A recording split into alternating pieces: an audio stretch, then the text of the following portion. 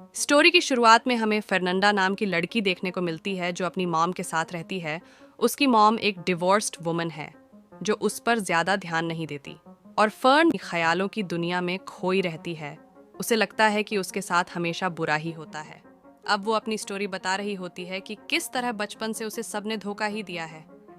जब वो 3 साल की थी तब पहली बार उसकी बेस्ट फ्रेंड विकी ने उसके पसंदीदा पैरट को कैद से आज़ाद कर दिया था, जिस वजह से उसे काफ़ी डांट पड़ी थी। और अब उसकी वही बचपन की दोस्त एक बार फिर सालों बाद उसी के हाई स्कूल टैनर हॉल में वापस आ रही है। अब वो अपने हाई स्कूल पहुंच जाती है जहां उसकी 2 बेस्ट फ्रेंड्स केट और लुकोस्टा उसे समर वेकेशन के बाद मिल रही होती है। अब एंट्री होती है विकी कि उसकी मोम भी डिवोर्स्ड है और काफ़ी पैसे वाली है और बचपन से अब तक विकी भी काफ़ी बदल चुकी है। उसकी ज़िंदगी का हाल भी कुछ कुछ फर्न जैसा ही है और उसकी भी अपनी मॉम से नहीं बनती। अब फाइनली वो भी टैनर हॉल पहुंच जाती है जहां अब वो फर्न, केट और लुकोस्टा से मिलती है। और अब विकी फर्न के साथ उसके रूम में चली जाती है और अपने बचपन की बातें करने लगती है।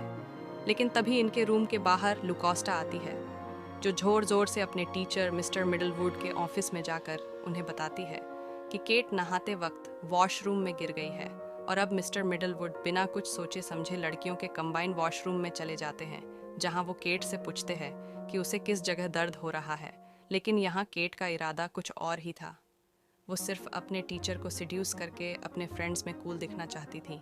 यानी ये उसका नाटक था और मिस्टर मिडलवुड भी बिना सोचे समझे उसे ऊपर के रास्ते स्टाफ रूम में ले जाते हैं जहां उनकी वाइफ मिसेस मिडलवुड उसे संभाल लेती है।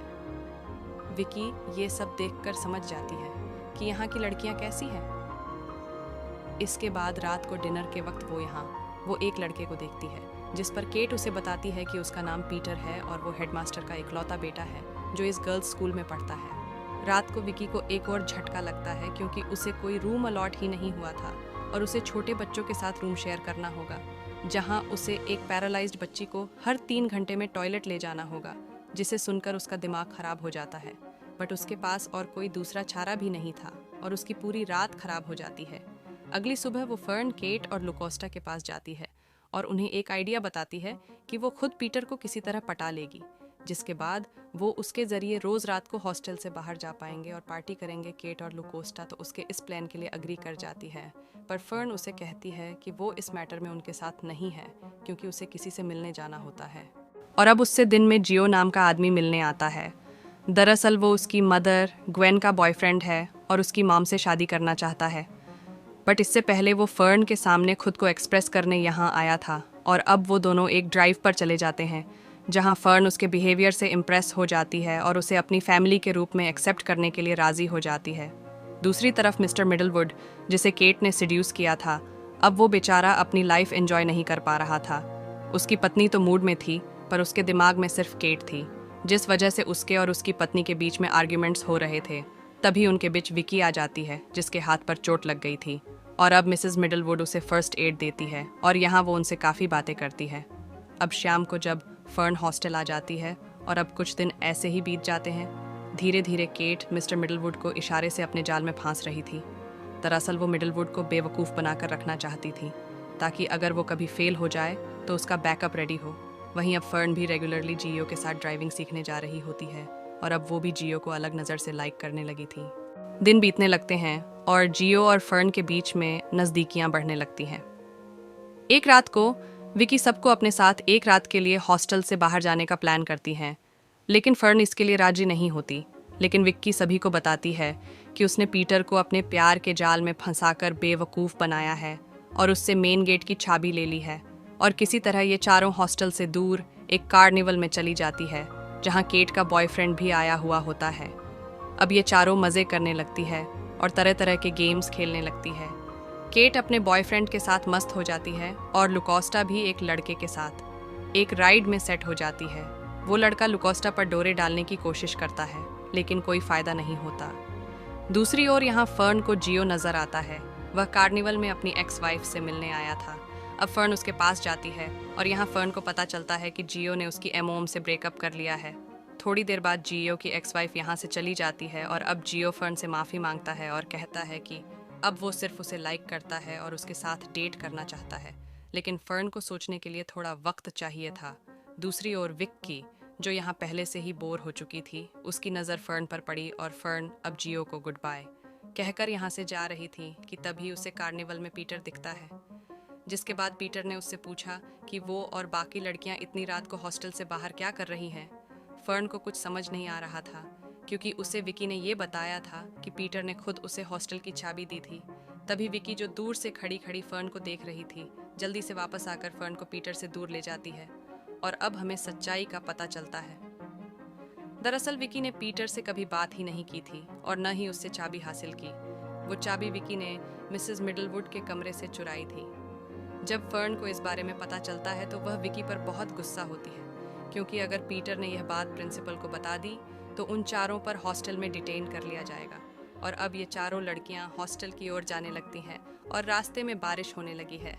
इसी रास्ते पर मिस्टर एंड मिसेस मिडलवुड अपनी कार में कहीं जा रहे थे। तभी मिडलवुड की नज़र केट पर पड़ती है और उसे केट बिना कपड़ों के दिखाई देने लगती है और उसका बोनर उसकी पैंट चीर कर बाहर आने लगता है, मानो वो बरसों से प्यासा हो। इसलिए वह कार वहीं रोक देता है और अपनी पत्नी मिसेस मिडलवुड को केट समझकर उसके साथ मज़े करने लगता है। हॉस्टल पहुंचने के बाद ये चारों लड़कियां चुपचाप अपने कमरों में चली जाती हैं और अब विकी और लुकोस्टा एक साथ नहाने लगते हैं, जहां विकी लुकोस्टा से सिडक्टिव बातें करने लगती हैं और उसके होंठ चूमने की भी कोशिश करता है और लुकोस्टा भी खुशी खुशी उसे चूमने के लिए तैयार हो जाती है। लेकिन अब हमें पता चला है कि ये विकी की एक चाल थी। उसने ऐसा इसलिए किया क्योंकि उसे डाउट था कि लुकोस्टा एक होमोसेक्सुअल है और अब उसका शक यकीन में बदल गया था, इसीलिए वो यहाँ से चली जाती है। पर उसकी इस हरकत पर लुकोस्टा गिल्ट में चली जाती है। उसी रात को जब फर्न वॉशरूम जाती है तो उसे वहाँ किसी के रोने की आवाज़ आती है। जब वो वहाँ जाती है तो देखती है कि विकी अपने आप को ब्लेड से हर्ट कर रही है और वो समझ जाती है कि विकी के साथ कोई ना कोई प्रॉब्लम ज़रूर है, लेकिन वो यहाँ से चुपचाप अपने रूम में चली जाती है। अगले दिन मिस्टर मिडलवुड भी मौका देखकर केट के पास आते हैं और उसे रात के बारे में बताते हैं कि उसने केट और बाकी लड़कियों को रात को बाहर देखा था। इन शॉर्ट, वो केट को अपने साथ मज़े करने के लिए ब्लैकमेल कर रहा था और केट समझ जाती है कि उसे अब मिडलवुड को सबक सिखाना ही होगा। इसलिए वह उसे शाम को एक अलग कमरे में बुलाती है जहां उसने सिर्फ इनरवियर पहने थे। जैसे ही मिडलवुड वहां जाता है बहकाती, केट उसे धमकी दे देती है कि अगर अब उसने यहाँ शोर मचाया तो उसकी फैमिली और उसकी रेपुटेशन का क्या होगा। मिडलवुड समझ जाता है कि केट किस तरह की लड़की है, पर अब केट उसे कहती है कि वो चुपचाप यहाँ से चला जाए और अगली बार केट के बारे में सोचा भी तो वो उसे बर्बाद कर देगी। और अब मिडलवुड समझ जाता है कि उसकी हवस उसका सब कुछ उससे छीन सकती है। और अब कुछ दिन यूं ही बीत जाते हैं। एक दिन अचानक जीआईओ फर्न से मिलने आता है और उससे कुछ ज़रूरी बात करना चाहता है, लेकिन तभी फर्न और बाकी तीनों लड़कियों को प्रिंसिपल ऑफिस में बुलाया जाता है। दरअसल किसी ने प्रिंसिपल को बता दिया था कि कल रात 4 लड़कियां कार्निवल में गई थीं और अब उन चारों को यहाँ बुलाया गया है और उनसे ये पूछा जाता है कि किसने उनकी भागने में मदद की थी। लेकिन तभी पीटर यहाँ आता है और कहता है कि उसने ही फर्न को चाबी दी थी और इसीलिए ये लोग उस रात में बाहर जाने में कामयाब हो सके थे। दरअसल वह झूठ इसलिए कह रहा था क्योंकि वो फर्न को पसंद करता था। पीटर प्रिंसिपल का बेटा था, इसलिए इस मामले को रफा दफा कर दिया गया। लेकिन इन चारों का 1 महीने के लिए हॉस्टल से बाहर जाने पर रोक लगा दी गई। इसके साथ ही इन्हें पता चला कि प्रिंसिपल को खबर किसी और ने नहीं बल्कि मिस्टर मिडलवुड ने दी थी, क्योंकि वो अपनी गलती सुधारना चाहता था। साथ ही उसने केट की बात भी अपनी पत्नी को बता दी, जिसके बाद उसकी पत्नी उसे छोड़कर हमेशा के लिए यहाँ से चली गई। ये सब देखकर केट को दुख हुआ, क्योंकि उसकी वजह से एक कपल डिस्ट्रॉय हो चुका था। जब उनकी सज़ा पूरी हो गई तो सबसे पहले फर्न जियो के घर जाती है, जहाँ फाइनली वो दोनों बहुत मज़े करते हैं, मानो 2 प्यासों को एक पूरा तालाब मिल गया हो। लेकिन अगले दिन जीआईओ की गर्लफ्रेंड ग्वेन यहाँ आती है और हमें पता चलता है कि जीआईओ एक घटिया आदमी है। और अब जियो उसे बताता है कि वो यही बात बताने उस दिन उसके हॉस्टल आया था, पर अब फर्न यहाँ से चली जाती है। कुछ दिनों बाद जियो और ग्वेन की शादी होती है, जहाँ फर्न अपनी और विकी अपनी मॉम के साथ आई थी और उनकी शादी के दिन भी जियो से रहा नहीं जा रहा था। इसीलिए वो फर्न को अकेला पाकर उसके साथ ज़बरदस्ती करने की कोशिश करता है, लेकिन फिर फर्न जियो के अखरोट तोड़कर उसे उसकी असली जगह दिखा देती है और वहाँ से चली जाती है।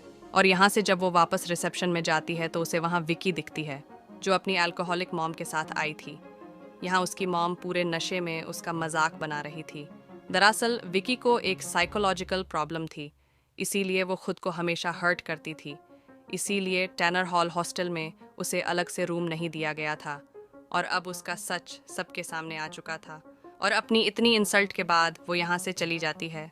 और अब फर्न को समझ आता है कि विकी बीमार है। और अब जब वो भी वापस हॉस्टल जाती है तो उसे वहाँ पीटर मिलता है, जो उसे बताता है कि वो उसे लाइक करता है। पर फर्न उसे समझाती है कि प्यार व्यार धोखा है और उसे अपने कैरियर पर फोकस करना चाहिए। और अब वो ग्रेवयार्ड में जाती है, जहाँ उसे विकी मिलती है, जो उसे बताती है कि उसके पिता की मौत के बाद उसकी मॉम बचपन से उसे टॉर्चर करती थी। इस वजह से वो खुद को चोट पहुंचाने लगी थी। लेकिन अब फर्न उसे समझाती है कि वो दोनों मिलकर उसकी प्रोबेलम का सोल्यूशन ढूंढेंगे। और अंत में हमें बताया जाता है कि केट ने अब अपनी लाइफ में जर्नलिज्म करने का फैसला लिया है, और लुकोस्टा भी अब एक लड़के के साथ खुश थी। और इसी के साथ ये स्टोरी यही फिनिश होती है।